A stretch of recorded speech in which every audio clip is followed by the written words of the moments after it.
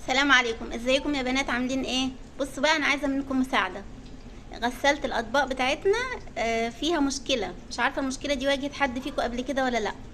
بس هي الدرج بتاع المسحوق لما باجي اقفله واقفل الباب بتاع الغساله، الدرج مش بيتفتح لوحده جوه الغساله. يعني لما بتخلص الغساله واجي اطلع منها الاطباق وكده، بلاقيها لسه مقفوله زي ما هي ولسه مسحوق فيها زي ما هو. فانا عايزه اعرف ده ايه، لو حد اتعرض للموقف ده قبل كده، هل ده عطل ولا ده في حاجه غلط في الغساله ولا ايه؟ ولو هو عطل يا ريت تكتبوا لي رقم حد للتواصل معاه في التعليقات، يعني حد يكون بيصلحها، اقدر اتواصل معاه وتكونوا يعني انتوا جربتوا ان انتوا تصلحوا عنده غساله قبل كده. تمام. عشان الصراحه ما يعني مش ضامنه ان انا ممكن اجيب اي حد وتحصل فيها حاجه الغساله. اهو بصوا يا بنات كده اهو، انا بحط المسحوق واقفل الغساله على اساس ان ايه، الدرج بيتفتح لوحده جوه. تمام. باجي ارجع افتح الغساله عشان اطلع الاطباق منها.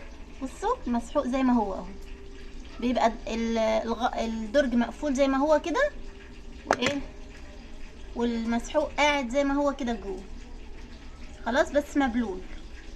يعني انا بكون حاطاه والدرج ناشف. يا ريت يا بنات لو حد عارف حل الموضوع ده يقول.